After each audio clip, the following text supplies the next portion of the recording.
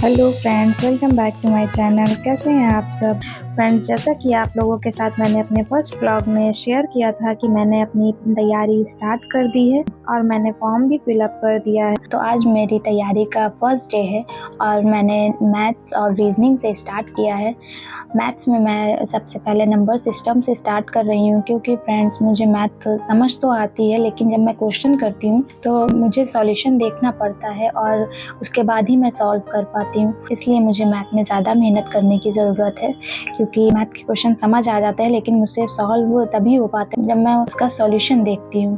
तो अब मुझे मैथ में डेली 50 क्वेश्चन की प्रैक्टिस करनी है, जिससे मेरी मैथ थोड़ी अच्छी हो जाए। इसी के साथ मैंने रीजनिंग भी स्टार्ट की है और रीजनिंग में मैं डाइस की क्लास कर रही हूँ और वो मुझे समझ में आ रही है। मैंने फर्स्ट टाइम ही रीजनिंग पढ़ना स्टार्ट किया है, मैंने इससे पहले कभी रीजनिंग नहीं देखी है। और आप लोगों के पास भी कोई टिप्स अगर हो मेरे लिए तो ज़रूर कमेंट सेक्शन में शेयर करिएगा, मुझे अच्छा लगेगा, क्योंकि मैं फ़र्स्ट टाइम प्रिपरेशन स्टार्ट कर रही हूँ। तो मुझे थोड़ा सा नर्वसनेस भी है और थोड़ा सा मैं टेंशन में भी इस टाइम रहती हूँ, क्योंकि मैंने जॉब छोड़ी है प्रिपरेशन के लिए।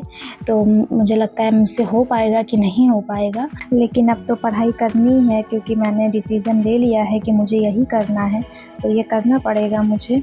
और ये देखिए फ्रेंड्स, मैंने रीजनिंग का सिलेबस नोट कर लिया है और इसके बाद मैंने डाइस की क्लास स्टार्ट कर दी थी। जैसे कि आप लोग देख सकते हैं, ये मैंने जो भी पढ़ा हुआ है अभी वो मैंने नोट भी किया है ऐसे करके कि मुझे समझ भी आता रहे।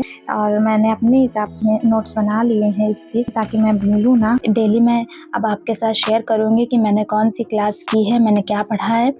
अभी तो मैं नंबर सिस्टम कर रही हूँ और डाइस की क्लास कर रही हूँ।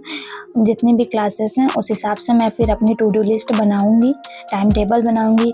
और आप लोगों के पास भी अगर कोई आइडियाज़ हो तो शेयर करिएगा, कैसे सिलेबस को कंप्लीट करते हैं आप लोग। जो लोग बिगनर्स नहीं हैं, जिन लोगों ने तैयारी की हुई है, उन लोगों का आइडिया होगा कि कैसे सिलेबस कंप्लीट किया जाता है। मुझे बिल्कुल भी आइडिया नहीं है कि मैं कहाँ से स्टार्ट करूँ, कैसे करूँ। इसीलिए मैंने बैच परचेज़ कर लिया है कि इससे मुझे समझ भी आता रहेगा कि क्या क्या पढ़ना है और मुझे ज़्यादा सोचना भी नहीं पड़ेगा कि मुझे क्या पढ़ना है क्या नहीं पढ़ना है।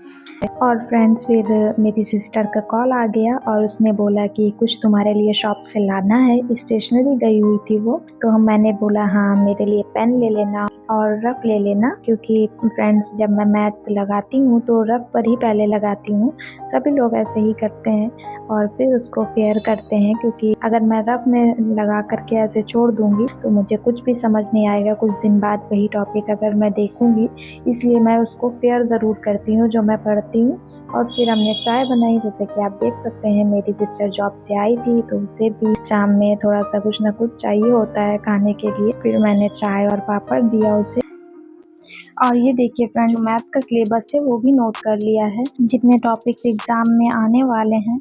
और ये मैंने नंबर सिस्टम से स्टार्ट भी कर दिया है, जैसे कि आप लोग देख सकते हैं। The next day.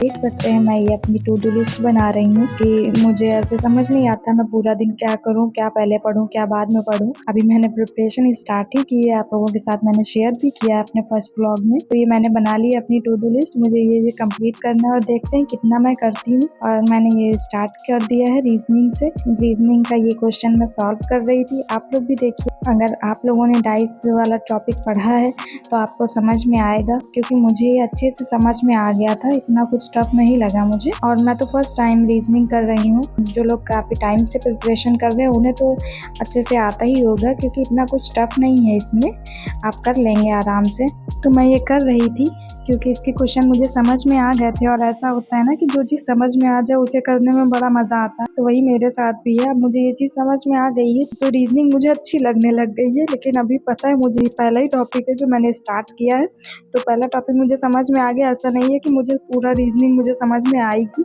ऐसा भी नहीं है, क्योंकि मैंने इससे पहले कभी रीजनिंग की ही नहीं है। लेकिन फिर भी देखते हैं आगे, मैं इसके बाद जो मैं पढ़ूंगी वो समझ में आता है कि नहीं आता है। लेकिन अभी तो ये मुझे अच्छे से समझ में आ रहा है जितना भी मैंने किया है, और मज़ा भी आ रही है इसको करने में। क्योंकि ऐसा होता है ना कि अगर आपको किसी टॉपिक के बारे में अच्छे से समझ में आ जाए तो उसको करने में, उसके क्वेश्चन सॉल्व करने में अपना अलग ही एक सुकून मिलता है जब आंसर आता है। और इस क्वेश्चन में देखते हैं मेरा आंसर आता है कि नहीं आता है। तो ये देखिए फ्रेंड्स, आ गया मेरा आंसर इसमें भी।